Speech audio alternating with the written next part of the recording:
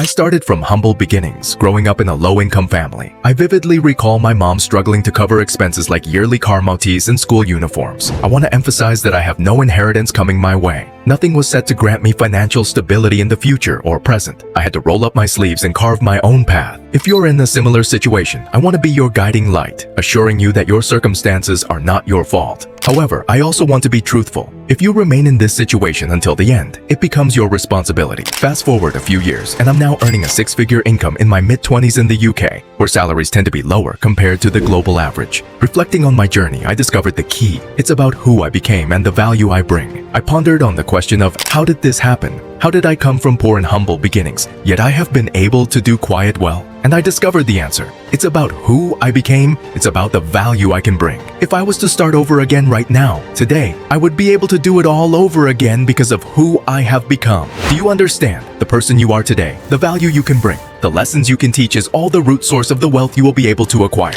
I am not a millionaire yet, but I do well for myself. I want you to really understand something. If you feel down about your financial situation and sit and think, why could I not have been born rich? You are looking at it the wrong way. You see, rich people are born into money. They get thousands spent on them for Christmas and other events in their youth, and their mind develops into a state of entitlement. Therefore, they go through life expecting to get everything easy and not have to worry about any hardship, and if hardship comes their way, they crumble. The royal family are entitled, but someone like Conor McGregor is not. He really enjoys his wealth. When he sits in one of his few Lamborghinis, it feels great. Why? Because he did not start out this way. To be born poor and have potential to be rich, because of the person you work hard to become, is the greatest possible start in life. Believe me. So, what am I really telling you to do to build wealth? Bring some bloody value. Learn skills that people value: sales, marketing, personal branding, social media follower generation, and investing. Also make your mind sharp as a fiddle. Make yourself educated so that people listen to you to talk and think, wow, this guy is smart. How do you do that? By reading and staying informed. Pick up some self-development books: Jim Rohn, Bob Proctor, Tony Robbins. These are all men with years of experience and have mastered the art of making money because of the wisdom they have fostered over the years. You can take some of their knowledge and learn it in a few days from reading a few books. All of the public figures I have mentioned above have become people of value. They were not born this way. They have mastered the art of becoming people of value through hardship, self-accountability, and discipline. I really hope you understand what I'm explaining. There is always hope for you to foster a lot of wealth. You just have to be willing to pay the price of suffering for it. But with that being said, I'm also going to dive into 3 quick lessons for you to master the art of money. Strategy 1. The mindset of taking money.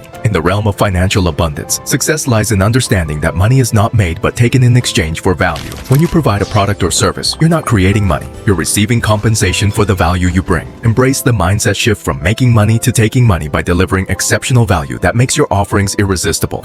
This is the most important investing mindset. When you're making money from your job or your business, stop thinking where you're going to spend it. Start thinking where you're going to invest it. People are always getting, oh, I'm going to make money and buy this and this. If you get in that mindset of where you're going to invest it, you're going to start making money. After this realization, assess your own approach to your ventures. Are you confident in the value you provide? Consider ways to enhance your products or services, learn difficult skills, and really ask yourself the question, how can I take more money in return for a service I can provide? Strategy 2. Diversification of income streams. True mastery in the art of making money involves diversifying income streams. Relying on a single source of revenue can be limiting. What if you lose your job? Or if your business collapses? You are back to having zero immediate income. There's a few easy income streams you can foster. Invest in the stock market and in high-dividend companies with solid foundations. The S&P 500 is a great pick. You can start making a few pounds and it compounds over time. The more you have and the more you make in dividends in a few years, with a good few thousand compounding daily. You are on your way to a second income.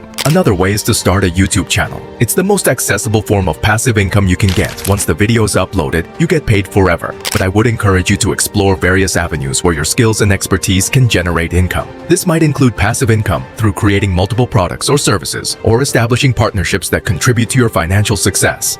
So all the easy money's gone, it's all cyclical. So all the amateurs are going to start suffering because now we're entering the realm of the professional. Making money is going to be harder than it's ever been. The best way to make money in the world today certainly has to be something online. I think that making money online gives you absolute freedom with your own geography. It gives you access to the largest possible customer base. It's an attention economy, and Truthfully, without saying too much, you either need to be prepared to get a whole bunch of attention on you, like we're all doing here, or you need to be close to somebody who's doing that. And that's where a lot of the money's flowing. After considering this strategy, assess your current income sources. Are there opportunities to expand or create new streams? Explore possibilities that align with your strengths and interests, ensuring a robust and resilient financial portfolio. And finally, strategy 3, strategic networking and relationship building. Forge connections with individuals who can contribute to your financial success. Networking is not just about meeting people. It's about building meaningful relationships that can lead to collaborative opportunities. Identify key players in your industry, attend relevant events, and engage in conversations that can open doors to new ventures. Be cautious though. Like I explained earlier, no one will give you nothing for nothing. You have to provide value. Everything stems from value providing. To make money in stocks, you have to provide value in terms of your finances. To make money on YouTube, you have to provide valuable content. To make money through your network, you need to be a valuable person.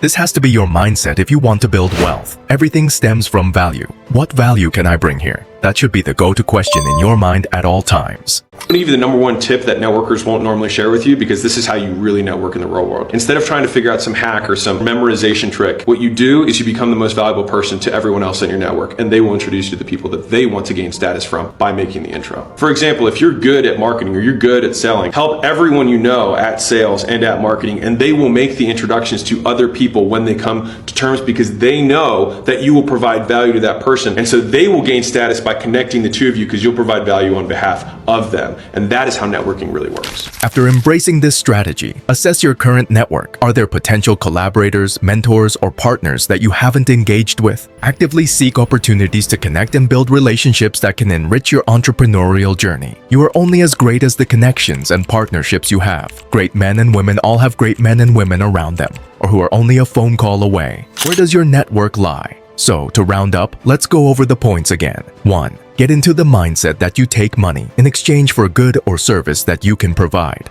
2. Focus on building multiple streams of income. Rich people do not rely on their job to make them rich. They have multiple streams. 3. Focus on making yourself as powerful and intelligent as you can be. These two traits alone will allow you to think above 99% of the population and spot opportunities that most people cannot. And remember, it all comes back to self-improvement. Train yourself to become as intelligent and investor savoy as you can be. This opens the door from poor to rich. Have a fantastic holiday season and see you in the next video.